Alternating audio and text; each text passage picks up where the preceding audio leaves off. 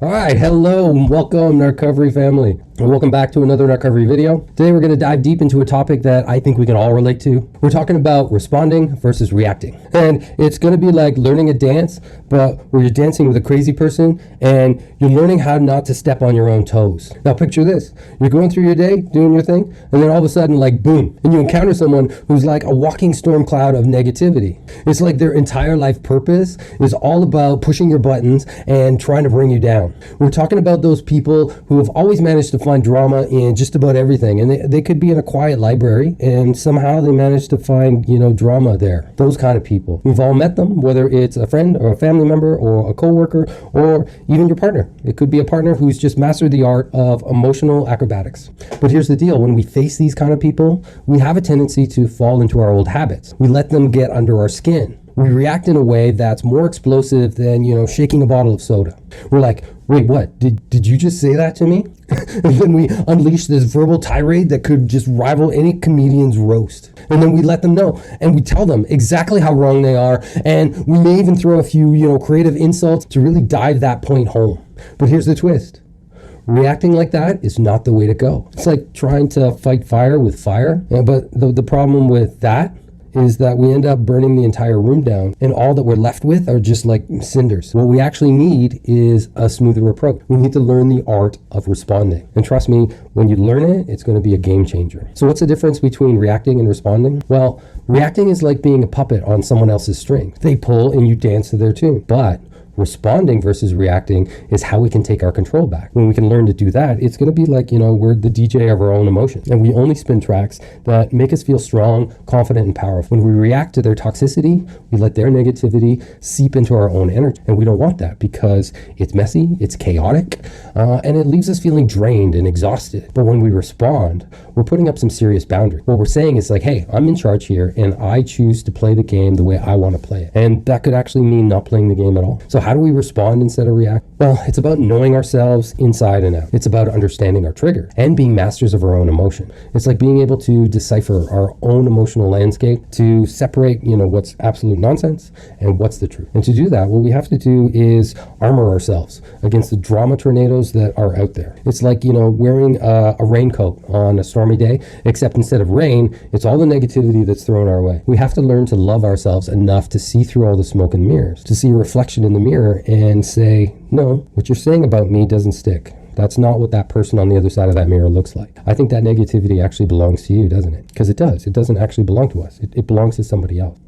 Okay, so we're just getting started. In this video, we're going to dive deeper into understanding our own wounds and how to love ourselves through the storm. So stay tuned, hit the subscribe button below, hit the follow button, like, share, comment, because this is going to be an interesting post. All right, so we're going to get real here for a minute, and we're going to dive deep into the nitty-gritty of handling tough situations with toxic people. Now, some folks are out there saying, Miles, and I'm going to say yes because, I'm Miles. So they're going to say, Miles, you have to put haters in their place. You got to give them a piece of your mind. And I hear you. And I feel you. I really, really do. But here's the thing. Sinking down to their level doesn't do us any favors. It's like trying to negotiate with like a brick wall. They don't negotiate back. And they're dead set on their pathology and their approach to the world and approach to living. So, imagine you're just kind of going about your day-to-day life, and then boom, in comes this emotional tornado. And it just strikes. No warning. And this emotional tornado could be coming from a narcissist, it could be coming from a sociopath, or just, an unhealthy person, just an awful person. And it's like they have all this venom inside them and they don't want it. So they unleash it onto the world, making it everyone else's problem but the source. And they're the source. And their goal is to knock you off balance. They say things that hit you like just right in the gut, leaving you feeling like, you took a sucker punch from Mike Tyson. Now, how do we defend ourselves?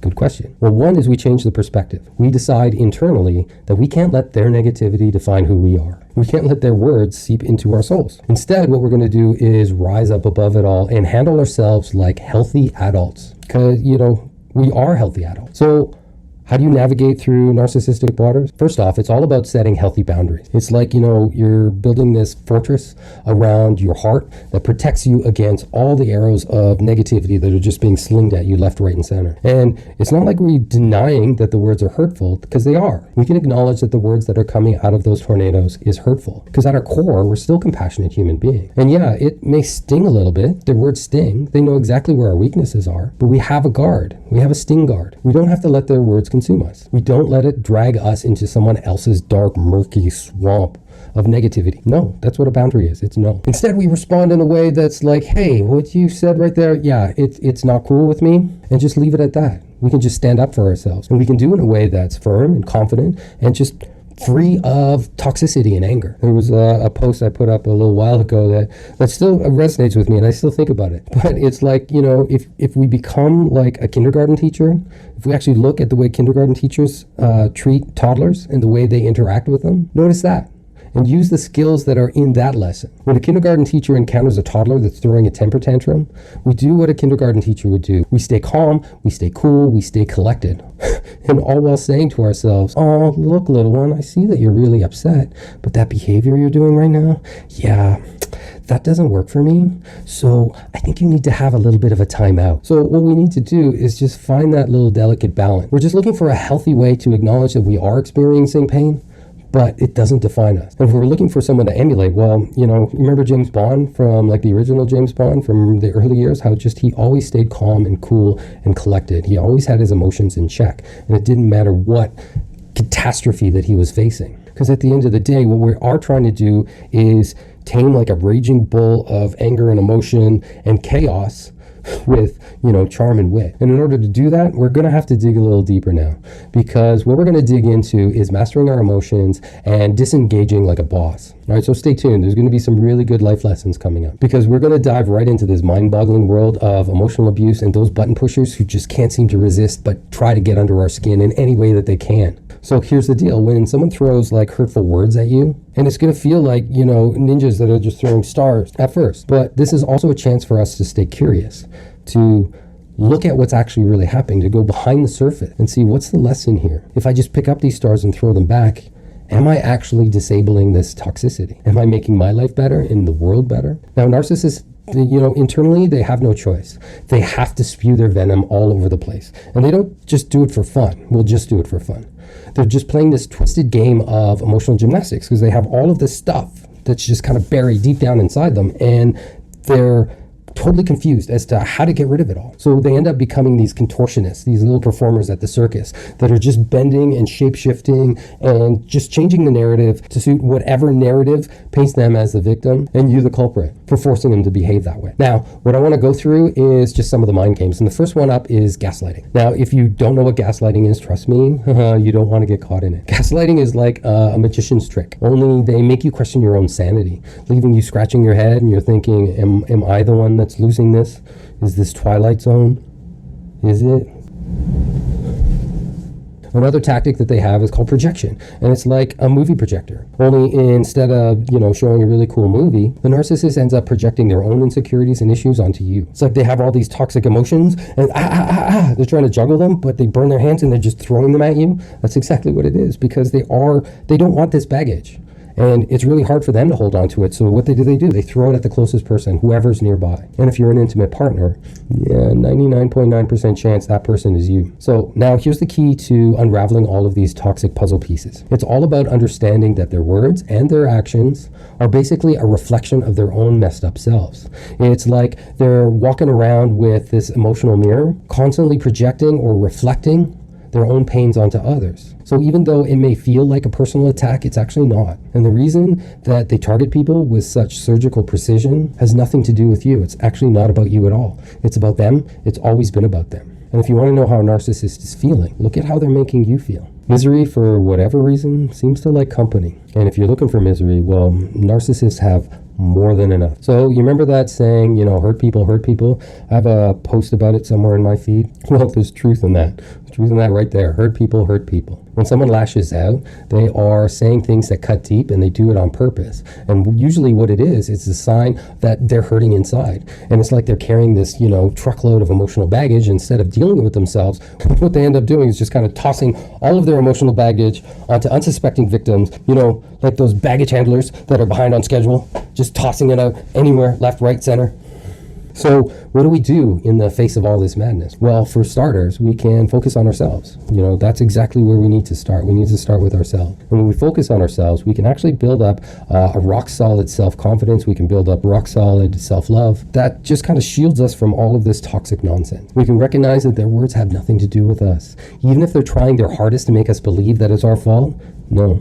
Sorry, it doesn't work that way. Not anymore. Now, let's go in there and crack open some of the mind games that they're playing and learn even more how to keep our cool in the face of their emotional roller coaster. And let's keep pushing through this journey of self-discovery. All right, so hope I haven't lost you yet, because we're about to uncover that dark, twisted world of narcissism. And it's going to be a bit of a twisty ride. So if you need a seatbelt, put one on. To understand how narcissists operate, we almost need to just kind of crack open their skull and look inside their brain. And when we do, it's like, whoa, that's pretty messed up in there. It's just kind of like that brain is just pickled in toxic acid.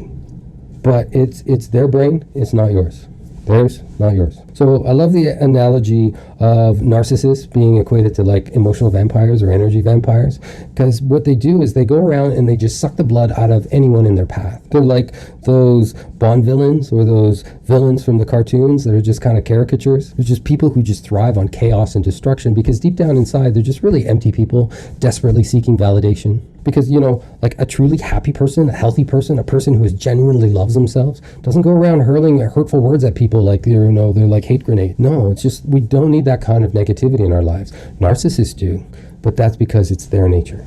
Like narcissists are just a completely different breed. They walk around like these emotional tornadoes, like, the Tasmanian devil of just hurt and anxiety and anger and rage and sadness and sorrow. And they just like leave this path of destruction everywhere in their way. Like, why? Well, the answer actually comes down to them trying to fill in this little void within themselves. They're like these emotional scavengers that are desperately seeking out any kind of scrap of emotional nourishment that they can get, that they can find. They just pick it up.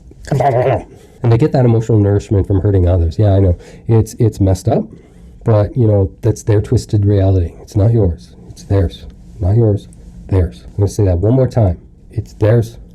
Not yours. So when they hurl those words at us, remember, it's actually not about you at all. It's never been about you, and it will never be about you. It's about their own insecurities. It's about their own wounds, their own jealousy, their own hatred, their own self-doubt, their own insecurity. It's like they're going through life carrying around this big, heavy backpack, and it's just full of negativity grenades, and they're just looking for anyone to unload it on. It's like an emotional game of hot potato, and they're just trying to pass their pain with anyone within reach. They don't care who.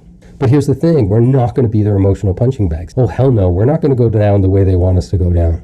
Sorry, not doing it. And what we're going to do is we're going to rise up above the toxicity like, super angels, just soaring up into the sky. And we're going to hold our heads up high, knowing that their words are their words, and they don't get to define us. When we have boundaries, it's like we have this impenetrable force field, deflecting their negativity like they're little tiny pebbles that just bounce off like a suit of armor that's made of solid boundary material. Whatever boundary material is made of, it's made out of that. And we're going to get some of that. So, the next time you encounter narcissistic people, remember that their words are just desperate attempts to fill their own void. And we don't have to go down to their level. Instead, there's another path. It's up there, the higher level. This is where we embrace our worth, where we keep shining like stars that we are and leave them in the darkness that they are. Let's dig deeper into these twisted tactics and learn how to dance through the chaos with just grace and resilience. And let's conquer this, narcissistic battlefield together.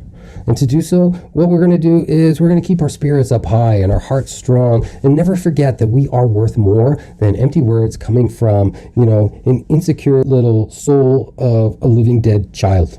And let's up our game when we're playing against toxic narcissists. And let's learn a few boot camp self-defense techniques. Now, welcome to boot camp. And the first rule of engagement is knowing your limit. When we first start on this path, we can't expect ourselves to be, have a superhero level of emotional mastery. It's just not realistic. Eventually we will, but at first it's going to be almost impossible just to shrug off their hurt. So at that point, it's time to be a bit more strategic.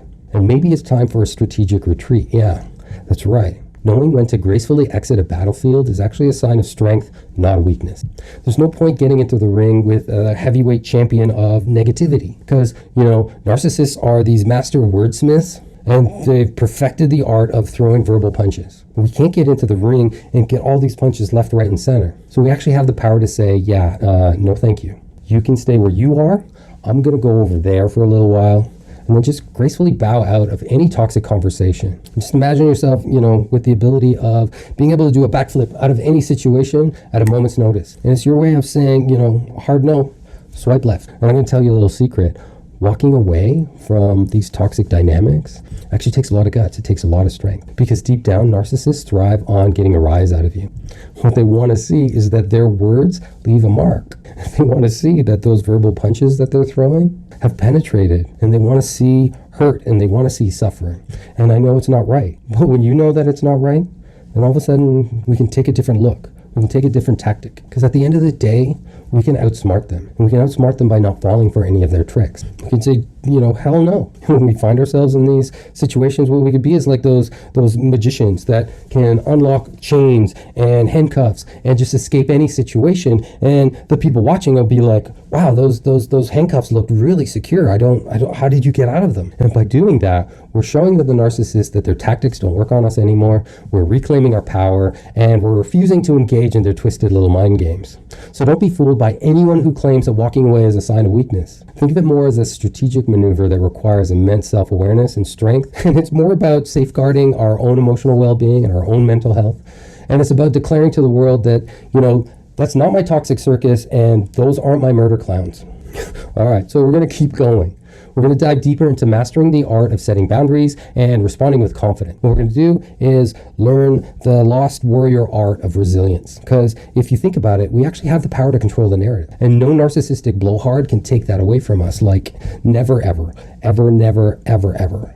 We're going to go supernova now, and we're going to drop some serious truth onto the world on how to handle heated situations and just become masters of the art of tactical retreats. Now imagine this, you're in the midst of a toxic debate and things are just getting hotter and hotter and escalating more and more, and you feel like you're just on the verge of exploding. Here's the secret weapon, and it's the power of a hang-up. Yeah, so if things are spiraling out of control and you're feeling like those emotions are going to make you explode, don't hesitate just to hang up the phone, because hanging up is just a great way of just saying no. Or you can get all witty with them. You can say, hey, I'm sorry, I gotta go, there's a serial killer on the door and I really want to see what they want. And then boom, we've exited the minefield and we're off the battlefield, leaving them on the other side, just dumbfounded. And it leaves you feeling like the boss's boss's boss. The lesson being is that when we walk away from toxic conversations, it's actually a bold move of self-preservation. It's like a strategic retreat to recharge just our emotional arsenal. So, don't let anyone guilt trip you into saying, oh, you're running away. No, you know better than that. By removing ourselves from these toxic environments, we're actually refusing to let their negativity seep into our souls. We're protecting our energy. We're saying, I deserve better than this nonsense, and you're nonsense. And you can stay way the hell over there. Now, if they're still on you and they keep questioning your swift exit, then, you give them a quick comeback. You can channel your inner archangel warrior and just say, I'm sorry you feel that way, but I'm choosing not to surround myself with people who speak to me like that. And then it's just like a classic, mic drop. Oh, jeez. I think that hit my keyboard. I really should rethink some of my metaphors. It's all about you being in your power and taking your own control back. Because, turning your heels and walking away is just a straightforward way to just get away. It's like having a getaway car or finding your own little cozy sanctuary that you can retreat to. And here's the kicker. Once you're in the safety of your own space, that's actually a really good place where you can just let it all out. And if you need to scream, if you need to cry, if you need to unleash a tornado of rage, do it. That's a safe place to do it, because, think of it as your own emotional release party. And it just needs to be you and maybe an innocent pillow. Maybe an innocent pillow could be a bed. Whatever it is, give yourself the permission to feel and to process those emotions, knowing that you will emerge victorious. And if it takes, every single Kleenex in a box, fine. Use every single Kleenex. Use it. Because at the end of it, the emotions don't want to be here. They want to be out into the world. And if they need to leak out of our eyeballs, then so be it. You stay true to yourself. You protected yourself and your well-being, and you refuse to let their toxicity penetrate your inner fortress of self-love. So now in this part of this video, what we're going to do is just delve into the art of regaining our power and regaining control over our reactions. So stick with me, because we're about to rewrite the rules of engagement. And remember, we hold the key to our own emotional sanctuary, and no one can take that away from us. No one is going to outshine us. All right, let's dive deep into this uncharted territory of this whole self-awareness. And for some, these are going to be treacherous waters, and they're going to be full of triggers, and they're going to be full of vulnerability. But inside that mess, what we're going to do is we're going to create an emotional compass, a little map of all our wounds. So we can see them, we can map them, we can know where they are. Then later on, when we're face to face with like a certifiably insane button pusher, it's like they're possessed by the dark arts of just emotional manipulation, and they just know exactly where our weaknesses are, where our weak spots are. And then 99.9 times out of 100, they're going to go straight for the emotional jugular, armed with words that are just going to kind of cut like a sword. But fear not. We're about to turn the tables on these emotional vampires, because we're already ahead of the game. It's like, if they're a vampire, we're going to put on a garlic necklace, because those wounds that they've been using to control us, those little strings, we're going to cut each and every one of them. And as we do, we're going to get more and more control. Then we're going to get more control. And then before you know it, we can dance our own dance. We're going to live our own lives. And to do that, what we're going to do is master the art of the response. We must first understand where our battle scars are, and then take a deep introspective dive and discover, where the stings are, what hurts the most. And these hurtful words, why do they hurt? Which one of our wounds are leaving us vulnerable and exposed? Vulnerable to their manipulation, vulnerable to their tactic. This is where we can kind of just put on our Columbo hat and just identify the puzzle pieces of our internal emotional landscape, and then put them together exactly where they need to be. Because here's the thing, when we react impulsively, it's often because we're in the dark about our own wound. We know we're hurt, and we can't quite put a finger on why it affects us so deeply. But once we shine a spotlight into our own vulnerabilities, once we acknowledge and embrace them, we kind of unlock the power of self-mastery. And what it ends up becoming is that we discover that loving ourselves deeply from the inside and out helps us just embark on this quest to understand every nook and cranny of our emotional terrain. We're actually going to become BFFs with our own triggers, with our own vulnerabilities, with our own scars. We're going to familiarize ourselves with them, find where they're hiding, find their little secret chambers, and by doing so, we're going to equip ourselves with the tools to navigate through treacherous waters and respond like the warriors that we are. This is when we become like our own parent. And I don't mean a version of the parents that we had growing up, but a version of the parents that we needed. And we're going to do that like right now, in this moment, in this present moment. And by parenting ourselves through these wounds, it's going to be an ultimate act of self-care. When those triggers get activated, we become our own loving parent. We end up wrapping ourselves up in just this loving blanket of self-compassion and understanding, reminding ourselves that we're worthy of love and respect. And no matter what those button pushers say, we know what's true. We know what's real. All right, so we're going to keep going now. It's time to uncover the secrets of crafting powerful and empowering responses that leave these emotional pyromaniacs scratching their heads. Well, how did this happen? So stay tuned for that, because it's coming right up. And I'm just asking you to like, follow, share, comment, because now's the time that we're going to revolutionize the way we navigate through our own inner landscape. We're going to embrace our wounds, know our triggers, and become the heroes of our own story.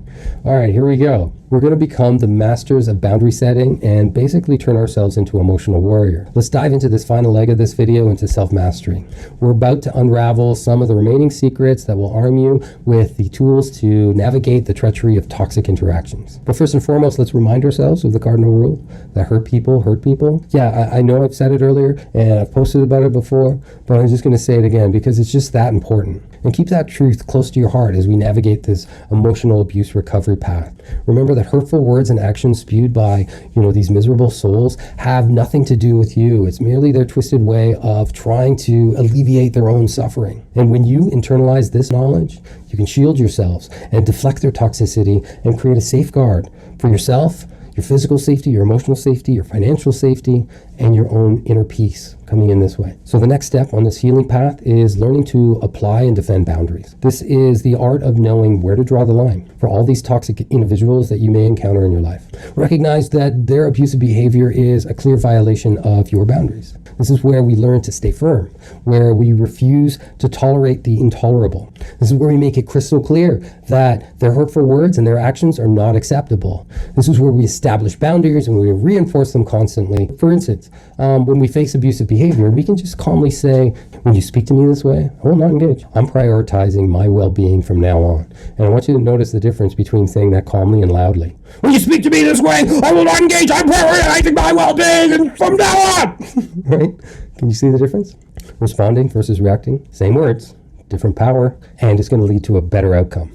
So what we're learning is that by constantly enforcing our boundaries, we teach them that their behavior will not be tolerated anymore. And those childish antics, they can go elsewhere. All right, there's still more. The next stop in this transformative journey is the art of mastering emotions. So imagine that, the narcissist in your life is there, and internally you can feel yourself kind of building and bubbling. This is where we can just take a moment and just assess the situation. And the second that you feel that your emotions are coming to the boiling point, you can disengage. Yeah, that's right. You walk away. Deny them the satisfaction of your emotional unraveling. They don't get to see you hurt. They don't get to see you cry. They don't get to see you suffer. You hold the power to control your reactions. You can speak your truth and assert your feelings and set those boundaries like a boss. When the time is right, you can be prepared. And here's the thing, it's like we do have to sit and wait for the time to be right. And the time may never be right, and that's okay. If the time is never right, if they'll never understand you, that's fine. Like, who freaking cares? They actually don't matter anymore. They don't matter at this point. Remember, narcissists operate from a childlike mentality. So treat them as they act. Recognize them for who they are. They're in an adult body, but their mind is still that of a child. They're just toddlers that just need to start wearing their big boy pants, and they just don't want to do it. They don't want to grow up. They're like narcissistic Peter Pans. And what you deserve in your life is emotional maturity. So thank you so much for staying with me this long. We're going to delve into now the sacred art of self-love amidst a whole storm of hurt and hate and anger that doesn't belong to you. As human beings, we're not immune to pain. We're not. It's natural for us to feel like the stings of evil, especially when it's coming from, a person who is the embodiment of evil. All we have to do is just take a step back. Gain a perspective, embrace the bigger picture, and recognize that all of those hurts and all of their words are just baseless and they're untrue, and that underneath it all, inside of you, is unwavering love and acceptance that you have for yourself. And let that be your guiding light, guiding you through the darkness of their toxicity. Just love yourself fiercely, even in the face of adversity. All right, now, with that, we're coming pretty close to the end of this video. And in this video, we've learned that we can process the wisdom to navigate through treacherous waters of narcissistic interactions. We've armed ourselves with boundaries and emotional mastery and unwavering self-love. And we also understand that we can stand tall amidst the storms of other people's hurt. We've just hurt people that are hurting people. And through their hurt, trying to hurt us, what ends up happening is we end up embracing this newfound power of ours. We actually emerge from it bigger, better, stronger, more powerful, more resilient than we ever would have been if it wasn't for what we went through. And at the end of the journey, we end up being filled with, love and growth and just unshakable resilience. And with these lessons, we are now armed with the ultimate weapon against narcissistic, toxic, and emotionally abusive, ass clowns.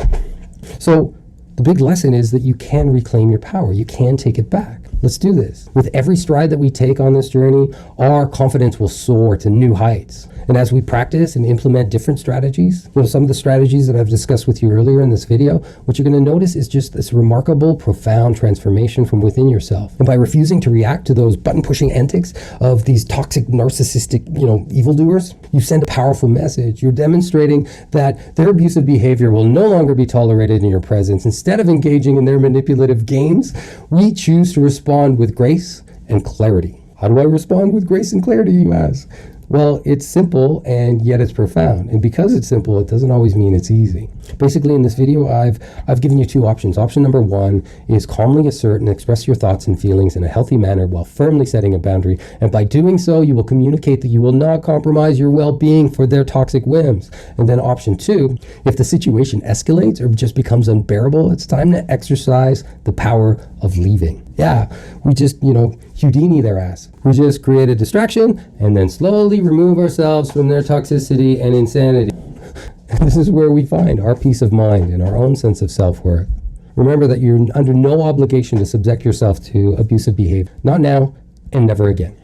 and not by them and not by anyone. So I sincerely hope that these insights have provided guidance and empowerment to all of you out there. If you have any further questions or seek any additional support, please don't hesitate to reach out. And remember that you're not alone in this journey, and together we can overcome the challenges posed by narcissistic and emotionally just abusive people. So until we meet again, or we meet for the first time, continue on your path of self-discovery, of self-mastery, and may your days be filled with strength and resilience and unwavering self-love.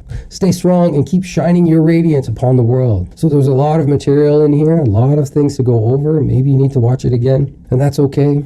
But what we've learned is that there's understanding in overcoming toxic dynamics. We've looked into the intricate web of narcissism and narcissistic behavior, and with unwavering determination, we can explore different strategies to protect ourselves from the hurtful, button-pushing evildoers who just seek to undermine our self-worth. They don't get to do that anymore. By recognizing the true nature of these individuals, emotionally abusive, manipulative people, these self-absorbed narcissists, narcopaths, by recognizing their nature, we gain a powerful shield against their tactics, and it all begins with the understanding that their hurtful words and their actions are not a reflection of our worth, but a projection of their own deep-seated insecurities and wounds. They use these strategies to release their own internal pressures, causing them to harm all the people around us.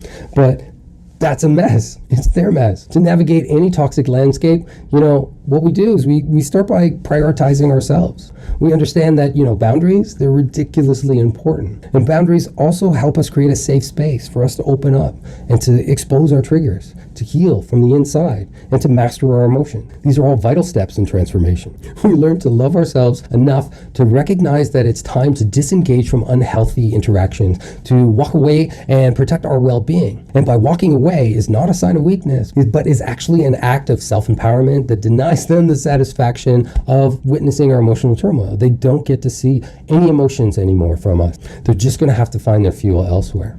And we will succeed, and we will ultimately do it by becoming acquainted with our own wounds, by exploring our own vulnerabilities and our own triggers.